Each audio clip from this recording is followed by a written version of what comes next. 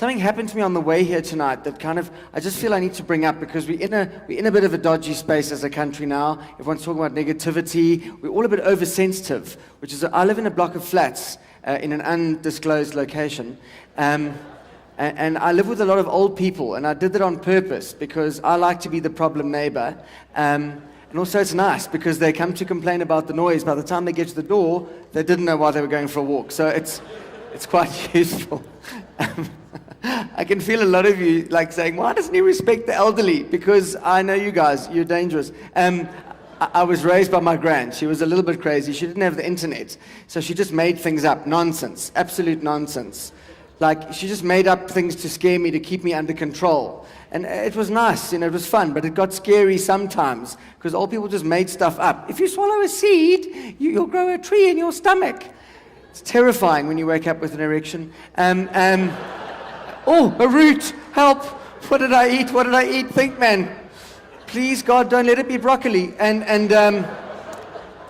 So I live in this block of flats, and I mentioned I was divorced. Also live with my daughter. That's right, folks. I got custody. You are looking at the stable one, apparently. No, I really do. My daughter lives with me, and she's 15 now. She's been with me for about 4 years. So when you look like me, you've got to be an excellent parent. I mean, I've got neck tattoos, right? There's social services. I've got to be a very good, everyone looks at Sean. I mean, that child's not panicking, right? He's obviously got a job. Try and imagine seeing this coming down the passage every morning. That child thinks, what's the plan, right? We're all going to die. So I'm a good dad. I'm quite good on discipline. I'm good on commitment. Those things are very important because I am a bit alternative, earrings and tattoos. So I've got to be quite sort of good as a dad. Like that's my thing. I want to be a good dad. So when my daughter came to live with me, she bought her pet. Who's got pets here? Like one guy. Thank you so much for putting your hand up. Thank you. You've got dogs, I can tell, just from here. Put your hand up just so everyone can see. You've got dogs, right? Yeah, you're not a cat person. What kind of dogs have you got?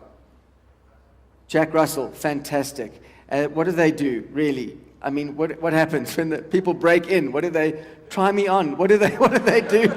It's a slipper with an attitude. And what is your Jack Russell's name? Sorry? George and Lucy, obviously, killers. And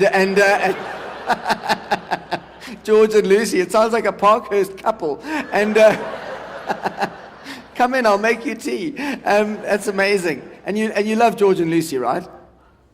Of course you do, and they love you. They've been with you for 10 years, like they had a choice. And they've been with me for 10 years. This is my problem with a pet. You see, I don't see it as a pet because you didn't, ask if they wanted to come live with you. You just went to someone's house, put them in a box and drove away, right? That's what you did. That's not a pet, that's a hostage. And then you take them to the park and you get all weird with them. You play these weird games, and dogs are a bit doof. They'll run. You throw a stick. They love you, so I'll get it, Neville. I'll get your stick. And they grab your stick and they bring it back. And what do? You throw it away again. And the poor dog is so doof. Okay, I'll get your stick. By like the fourth time, he's panting. He's coming back a bit slower. He's like, Neville, I got your stick. But you sure you like the stick? But you keep throwing it away. Can't I get you another stick maybe? And then he throws it again, and the dog is like, I'm not fetching that stick. You don't even like that stick. That's when the old dog next to him says, no, get the stick. I didn't fetch my guy's stick. Then I fell asleep in the car, and I woke up without testicles. Fetch the stick. So my daughter doesn't have a dog. We don't have a dog. She's got a cat, which is even worse, because cats have got no respect for human plans at all. The cat just vanished. You said to the cat, come here, and the cat vanishes for 4 days. You don't know where he's been. I know where he's been, obviously, because I'm a 43-year-old man, and I know exactly where he went. He went to 217 for 50 Shades of Fur, but I didn't say that. I'm not going to say that to my daughter, right? So just before I came here tonight, something that really reminded me of how sensitive we are to each other in South Africa happened. My daughter came to me tonight and said, Dad, the cat's gone. And I couldn't leave her there to go to bed without the cat, right? So I said, well, let me just try and I'll go and look for the cat. Even if I don't find the cat, I'm making an effort. That's important, right? Let me just let her know that I'm interested in her cat and I'm trying to find the cat. That's when I went, talking to my neighbors. And I realized as South Africans, we talk about this idea of rainbow nation and being better people. I don't even know the person one brick away in the flat next door, right? So now I have to go and meet them for the first time, and I've got an agenda because I need to find this cat. So I knock on the door at my neighbor, and there's a scratching sound. And it takes a while, there's a bit of a shuffle, and then suddenly this elderly Indian lady opens the door, Mrs. Singh, but very old, very old. I didn't know if it was a lady or a tree. I don't think she was coming to the door for me. I think someone knocked on her door in 1928, and she finally made it to the door. She just stood there, and I thought, I don't know if I should speak to her or just water her base. And anyway, then I made a huge mistake. I said, how have you been? Which you must never say to an old person, because they'll tell you exactly how they've been since the first operation in the 50s. I got a full medical history. This fell off, this got replaced, this doesn't work, I can't use this, I can't even feel that, this leaks, this fell off, this doesn't seal. Eventually I said, Mrs. Singh, why don't you just die? No, I'm not being horrible. She's a Hindu lady. It's not the end for them. It's chance for an upgrade. They do reincarnation. It's brilliant. Same contract, new handset. And so, because I thought I could solve a few problems in one go. Let's say she did pass away and she came back as a cat. I could take her home and look after her. It would work out perfectly. Anyway, she hadn't seen the cat. So then I went to the other side. There's an old Jewish guy who lives next to me, an old Jewish man, lovely old guy, Mr. Cohen. He's been a bit sad because his wife passed away. So I went to ask him. He's still talking. I left him there. He's just talking about this cat. He's never seen the cat, but did it eat? Was it a lovely cat? Is it a friendly cat? Now I know why Mrs. Cohen died. It was an exit strategy. He doesn't shut up. But then I was going to be late, right? I was running late. So I thought, oh my goodness, what am I going to do now? I'm running a bit late. So I've got to get here. So then I thought, hang on, before I get here, let me just run, because I live on the second floor. Let me just go to the flat underneath. Maybe the guy underneath has seen the cat, never been on the first floor. I don't even know who lives there, right? So I run downstairs, I knock on the door, and immediately these two Chinese dudes answered the door. Like on one knock, doof, and both guys were there, which is fine. I don't mind. I'm not scared of living with anyone. I've even spoken to Steve Hofmeyer before in person. I'm not scared of anything, right? So the two Chinese dudes opened the door, and I suddenly felt so awkward. Like, what do you say? I can't be that guy that in 2016, my first words to my Chinese neighbor is, "Where's my cat?"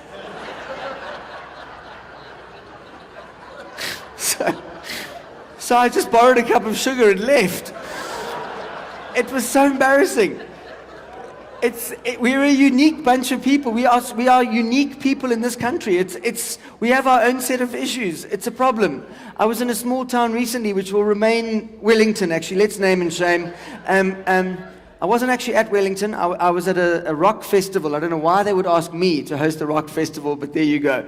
And on the third day, it was a Sunday, I thought, I'm going to go to town because someone has to buy these people soap. These musicians and hippies, you can be as creative as you want, but nobody has to smell like that. So I'll go and get the soap. Not thinking that I'm dressed like earrings, all black, tattoos. I drive into a small town in South Africa on a Sunday. Big bad idea there. I've actually had Afrikaans people accuse me of being a devil worshipper. I've never worshipped the devil. I had to buy her a house. The judge insisted it was a legal thing. So I'm not for small towns. I'm not a small town. I'm a big town person where people read and have electricity. And shoes. So I went in to the spa, because as I mentioned, I'm Greek, so anything which resembles a cafe, boom, I'm in. And I'm in there, right? And I'm getting the soap for these people. I thought I was on like a humanitarian mission, so I'm buying the soap, and when suddenly I get this kind of feeling, this terrible feeling that someone's watching me. I don't know if anyone here scuba dives. Probably a dumb question at a Jewish function. You guys don't scuba dive. You'd rather split an ocean than dive in to see what's going on. So this is the only place I could ever do that joke. So everyone leaving Egypt. Oh, look at the fish! And what a great package! This tour's got everything: drama, fish, So sometimes when you scuba dive, this happens, right? I do scuba diving. Sometimes when you're scuba diving, you just suddenly get the worst feeling, like you're being watched, and you just freak out, like the hair on the back of your neck sort of stands up, and you just sort of, it's almost like your ex-wife has sort of slipped off the boat, and she's looking for your assets because Someone told her they were offshore, and so, no, the theory is that that's when there's a very big shark nearby, because I don't know if you know this, but sharks run on a sort of electromagnetic situation. They sort of sense electricity. So when your body feels that big electrical field, you sort of panic, and often you look around, there's nothing there. You just feel. So I got this feeling in the spa. And I thought, it can't be a shark. I'm in Wellington. I mean, I'm not even in the frozen fish section. I'm in the soap section, right? So I turn around, and there it was coming at me. It was just horrifying. I think it was a lady. She had less facial hair than me. And rolling down the aisle, it's an Afrikaans lady wearing khaki. And you know, when Afrikaans people wear khaki, run. Something's going to go bad. And so she's coming towards me, just lung-arming carbohydrates into that trolley, boy, with anger. Yeah. At this point, a lot of people say, oh, how can you make fun of fat people? Because they'll never catch you. So anyway, she was just and dragging what you might call a child, but I know the current geopolitical situation. Statistically, he's a loser. And so coming down the aisle towards me, and she just stopped. Most of her stopped. It took a while just for everything to sort of come to a complete, halt, subside. And she looked at me, and it was the weirdest thing. I just couldn't believe this was a fellow South African. She's staring at me on a Sunday in a spa. She looks down at this little child. She says, Pete, look what can happen. She's pointing me out as a warning. So I just thought, you know what? I've got running shoes. I can get out of this. I said, Pete, she's right. You can evolve. Run.